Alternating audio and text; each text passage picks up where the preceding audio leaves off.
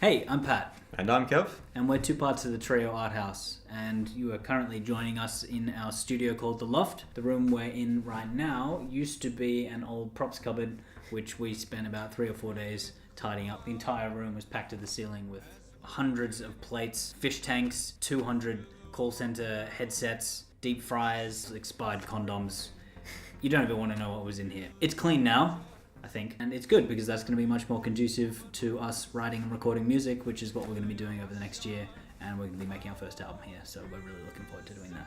So this is Anatomy of a Song, where we're going to give you guys a little bit of insight into the process we have to go through to make our music. We're going to start off with our very first single, Prototypes, and highlight a particular element of that song, and just explain a little bit about the sort of challenges we faced in having to put that all together. So let's dive into it. Lying on the ground and always see what we'll see, 'cause there's no other way how. So we're about to play you the very first recording that we did when we first came up with Prototypes. Originally it was started from a jam. It actually started from a vocal loop that Cliff created, and we all kind of just clicked into hearing that and thought, wow, this is really cool, and it grew out of that. In the rare occasion, for us at least, this song came out pretty much fully formed.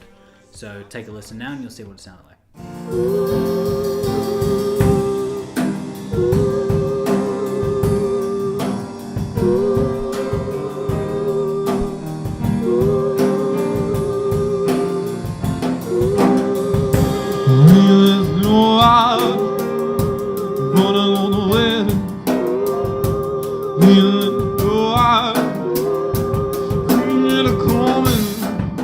So what you've just heard now is actually the very first time that we recorded Prototypes. And when I say recorded, I mean the very first jam that it just was pulled from the ether. And most times when we're jamming, and I'd say when most musicians are jamming and the people get on a wavelength, it is quite a electric feeling, and there's emotion to it, and you can't really put it into words how it feels when it happens, but when it happens, you know it. We were playing it in 4/4 because we didn't really want to. We wanted to focus on the dynamics, and we wanted to focus on what we were playing and not so much the complicated time manner of it. But the problem with that is that in the long term, listening back to it, we didn't find that it had much interest. It was emotionally engaging, but in terms of musical interest, it was a bit lacking. We tried to fix that problem, and the way we decided to go about that was to take the entire song and shift it up from 4/4 time into 7/8 time. And that was partly inspired by the interesting rhythms that we had going between the vocal loop that Cliffy had put in and the other rhythms that we had going with the keys and with the drums. We basically had to relearn the entire song, and you can have a listen to what that sounded like now.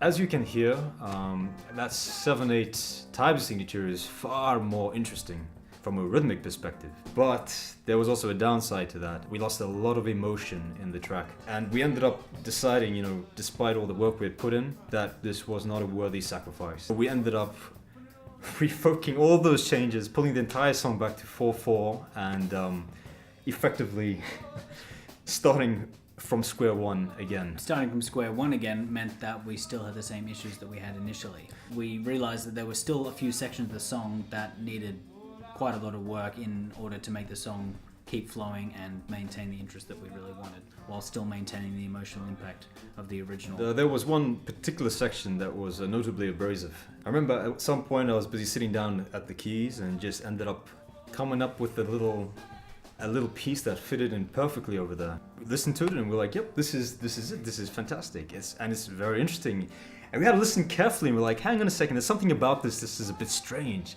And we had to listen, and it was Patty that pointed out, actually this is in 7/8 time. So this entire section I happened to have played in 7/8 time, and that was largely as a result of spending 10 months busy playing the track in 7/8 and having that sort of time signature embedded in the head. This still left us with another problem, which was how do you fit this time signature, this strange 7/8 time signature, into the rest of the track, which was all in much more regular beat in 4/4 time. Having both a 4/4 time signature and a 7/8 time signature sitting right next to each other in the song led to a few unique problems where we were left trying to subtly and in an engaging way blend these two disparate sections together so that the rhythm and the groove that people were feeling from the first part of the song continued on, and people noticed and actively thought, wow, this part's different, but without actually realizing that we'd thrown them into a completely different time signature, and then 30 seconds later being thrown back into the original one, still keeping that all completely seamless and Seamless and smooth. So take a listen to the final song now and see how both of those sections came together in the end. Erase it all. Feel it crawl out as we're waiting.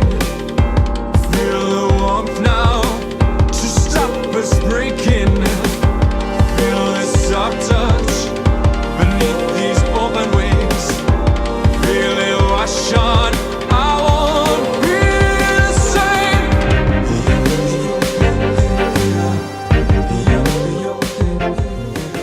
Thanks for watching. Hopefully you found this informative and interesting.